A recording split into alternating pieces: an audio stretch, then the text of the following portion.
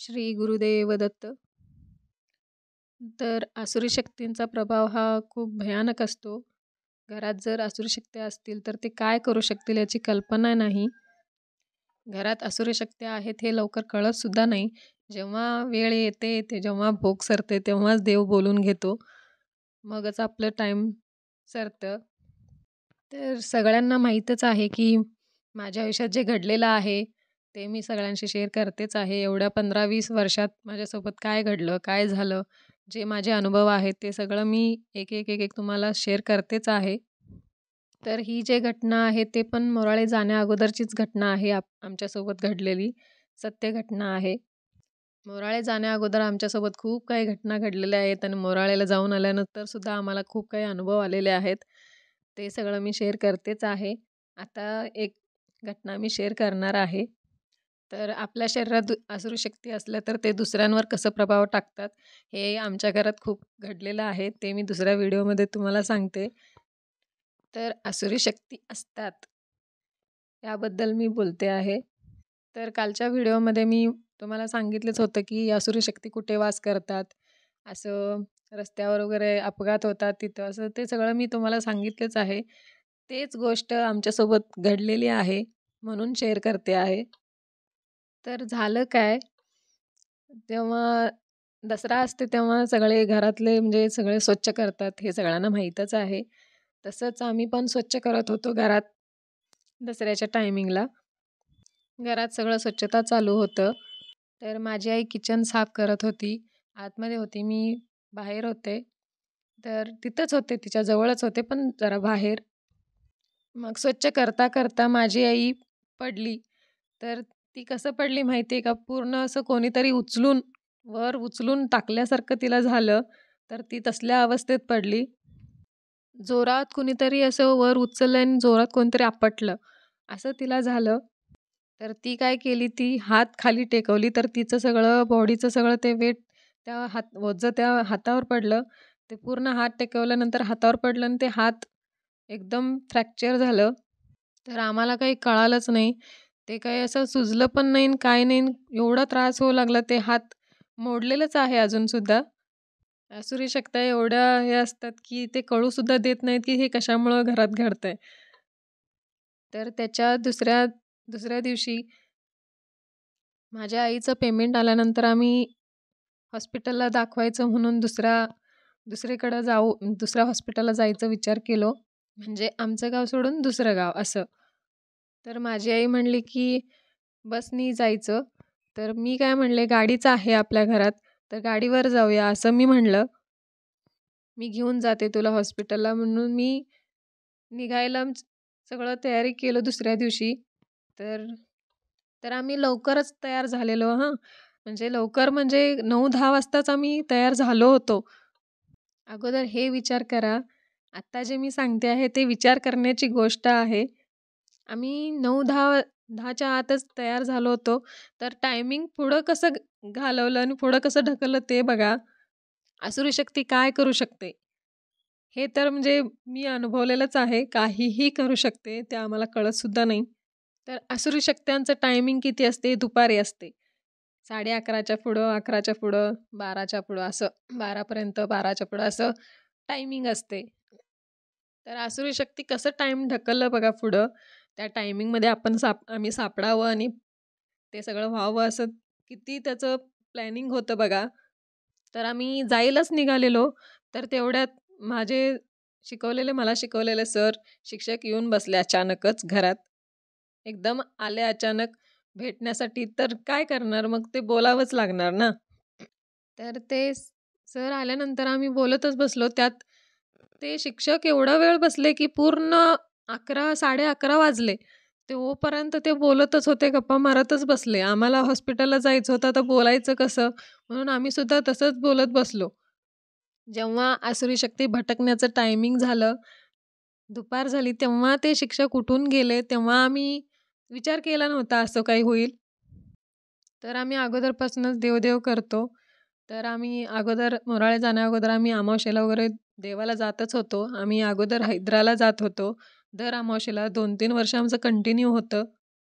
तर निघताना माझ्या आईनं काय केलं की ते भस्म असते ना देवाचं, ते माझ्या कपाळाला लावली, लिंबू माझ्याजवळ ठेवली, माझ्या सनकोटमध्ये लिंबू ठेवली आणि कपाळाला तिच्या पण स्वतःला लावली. स्वतःजवळ ते प्रसाद भस्म होतं ते ठेवली. मग माझ्या मुलीलासुद्धा लावली. मग ते सगळं झालं, तर आम्ही निघालो. तर बघा माझी आई आणि मी आणि माझी मुलगी ती तर 1-1.5 वर्षाची होती. तर मी गाडी घेतली हातात, माझ्या मागं माझी मध्ये मुलगीला घेऊन माझी आई बसली. तर आम्ही निघालो. तर किती एक 15-20 मिनिटं आम्ही गेलेलो पुढं. तर माझी गाडी खूप फास्ट पण नव्हती, खूप स्लो होती. एक 30-35 वर एवढंच होतं. मी अगोदरच घाबरत होते. अजूनसुद्धा मी घाबरते. मी अजूनसुद्धा स्लोच गाडी चालवते. कारण तेवढा जेव्हा ते झालं तेव्हापासून मी त्याच्यापेक्षा पण हळूच चालवते. जर कोणी मागं बसलं असेल तर अजून जरा हळू चालवते. तर थोड्या अंतरावर आम्ही गेलो. तर तिथं अचानकच माझी गाडी असं कोणीतरी खेचल्यासारखं मला व्हायला लागलं. ते मी एकटी फक्त अनुभवलेलं नाही, माझी आईसुद्धा अनुभवलेली आहे. माझ्या आईलासुद्धा ते जाणवलं आहे, की कोणीतरी आपली गाडी खेचतंय आणि दुसऱ्या म्हणजे उलट्याच दिशेने खेचतंय असं तीसुद्धा अनुभवलंय. राईट साईडला रोड आणि खेचत होतं लेफ्ट साईडला. गाडी स्टॉप करण्याची सुद्धा संधी मिळाली नाही आम्हाला. तर माझी आईसुद्धा मला म्हणायला लागली मागं बसून, की गाडी वेगळ्याच दिशेने जाते, कोणतरी खेचल्यासारखं होतंय. असं का होतंय? मला पण जाणवत होतं समोर, की कोणीतरी खेचतंय. तसं वाटेपर्यंत गाडी स्टॉप करेपर्यंत अचानक आम्ही धाड करून पडलो. तर आम्ही कसं पडलो असेल? विचार करा, की असं रस्त्यावर पडलो असतो ना, तर मागची गाडी येऊन आमच्या अंगावरून गेलं असतं आणि आम्ही जागेवर गेलो असतो. ते फक्त गाडीचं चाक धरून मागं म्हणजे खेचल्यासारखं होत होतं.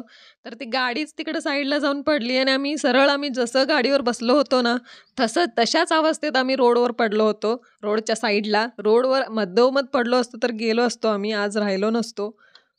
तेव्हा मलासुद्धा लागलं, माझ्या आईलासुद्धा गुडघ्याला लागलं आणि मलासुद्धा शोल्डरला पूर्ण रस्ता खरचटले होतं आणि डाव्या हाताला तिला जे डाव्या हाताला लागलेलं, तिला जे घेऊन जात होते ना, तसंच म्हणजे माझ्या पण डाव्या हाताला लागलं आणि एकदम बेशुद्ध झालेलो आम्ही. तर लगेच सगळे लोकं गोळा झाले, तर आम्हाला उठवू लागले. तर लोकं तर अगोदर त्या जागेवरून उठायला सांगितले, त्या अगोदर त्या जागेवरून उठा म्हणून. त्या जागेवरून आम्हाला उठवून दुसऱ्या जागेला बसवलंय, कारण त्या रोडची कहाणीच तशी आहे. ती जी जागा आहे ना, ते खूप भयानक आहे. त्या ठिकाणी खूप ॲक्सिडेंट होतात आणि खूप जागेवर मरतात. तर लोकं सांगू लागले, ते अगोदरच हा रोड खराब आहे. तर मागच्या वर्षीच काय झालेलं बघा, मागच्या वर्षीच ते जे आम्ही पडलो त्याच्या मागच्या वर्षी एक मुलगा नवीन गाडी आणताना त्या ठिकाणी एक्सपायर झालेला ॲक्सिडेंट होऊन. नवीन गाडी तो शोरूममधून घेऊन येत होता म्हणे आणि तिथंच तो एक्सपायर झालेला. मग त्याची किती इच्छा असतील विचार करा. तो नवीन गाडी शोरूममधून घेऊन येत होता आणि त्या ठिकाणी आल्यानंतर त्याचं ॲक्सिडेंट झालं आणि तो मेला. तर त्याची इच्छा असेलच ना आता. मग तो तिथं असेलच. मग आम्ही पण तर आमची पण गाडी नवीनच होती. नवीनच आम्ही बाहेर काढलो होतो. म्हणून की काय असं काही कळालं नाही. तो जे जे नवीन गाडी घेऊन येताना तो एक्सपायर झालेला. आम्हीसुद्धा नवीन गाडी घेतलेलो. नवीन गाडी तेव्हाच आम्ही बाहेर काढलेलो आणि आम्ही पडलो. तर माझा डावा हात सुजलेला पूर्ण, पूर्ण सुजलेला. म्हणजे काही जीव नसल्यासारखाच माझा डावा हात झालेला. विचार करा, मला आणि मम्मीला थोडं-थोडं लागलेलं, पण माझ्या मुलीला खरचटलं सुद्धा नव्हतं. ती जशी होती ना, तशीच होती. तिला कुठंच काही झालं नव्हतं. म्हणजे देवाचं भस्म बघा, देवाचं कुठलंही भस्म असलं तरी किती ताकद असते बघा. ते आम्हाला खेचताना सुद्धा चाक धरून खेचल्यासारखं होत होतं, पण आम्हाला अंगाला काही हात लागण्यासारखं अंगाला अंगाला हात लावू शकलं नाही आणि आम्हाला काही तेवढं झालं नाही. तर काही मुलं आले आणि ते आमची गाडी एक घेतले. त्यांच्या गाडीवर मी बसले आणि ते आमच्या गाडीवर ते दुसरा मुलगा चालवत होता. ते मम्मीला घेऊन आम्हाला घरी पोहोचवले, हॉस्पिटलला दाखवले आणि आमचे पैसे तिथेच गेले सगळे. तर आम्हाला घरी पोहोचवले. तर अजून एक गोष्ट सांगते. जेव्हा आम्ही तिथं पडलो आणि त्याच्यानंतर किती भयानक घटना घडलेल्या आहेत बघा. कारण आम्ही वाचलेलं ते विचार करा. आम्ही तिथं वाचलो ते किती मोठं म्हणजे चमत्कार असेल. आमच्यानंतर जे ॲक्सिडेंट झाले ना तिथे एक जागेवरच एक्सपायर झाले. आमच्यानंतर 2-3 तिथे ॲक्सिडेंट झाले. एक कारची ॲक्सिडेंट झाली आणि एक बहीण भावाची ॲक्सिडेंट झाली. तर ते कारमध्ये असलेले पण सगळे एक्सपायर झाले. गाडीचा चुरा झालेला आणि एका एका गाडीवर बहीण भाऊ जात होते, त्यांचं पण जागेवर एक्सपायर झालेलं. आमच्यानंतर हे झालेल्या गोष्टी आहेत, घटना आहेत. आम्ही वाचलेलो किती मोठा चमत्कार आहे असं अंगावर काटे येतात. त्या ठिकाणी खूप अपघात झालेले आहेत आणि तिथं अपघात झालेल्या ठिकाणी खूप म्हणजे मरण पावलेले आहेत लोक आणि लोकांचे हातपाय गेलेले आहेत. एका माणसाचं तर दोन्ही पाय गेलेले आहेत. तिथं पडलेल्यांचं काही ना काही झालेलंच आहे. म्हणजे विचार करा, आसुरी शक्ती हे आहेत आणि ते इच्छा असलेले ते म्हणजे ॲक्सिडेंट होऊन मेलेले असतात. तर त्यांना ते इच्छा ते आसुरी शक्तीच होणार ना, ते तिथंच असणार, तिथंच वास करणार. ऑलरेडी माझ्या 12 शक्ती होत्या, आसुरी शक्ती होते पाठवलेले.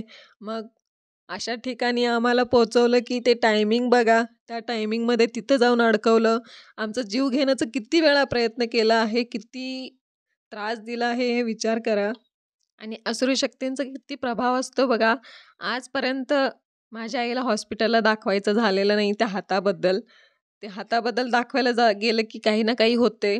अजूनपर्यंत ते म्हणजे हॉस्पिटलला जाऊन ते दाखवायचं झालेलं नाही.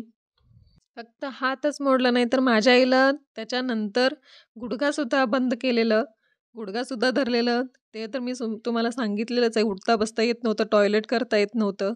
तर ते मोराळेमध्ये प्रभाव काढायला सांगितले, पण आता ते हात मोडलेला आहे, त्याला काही करू शकत नाही.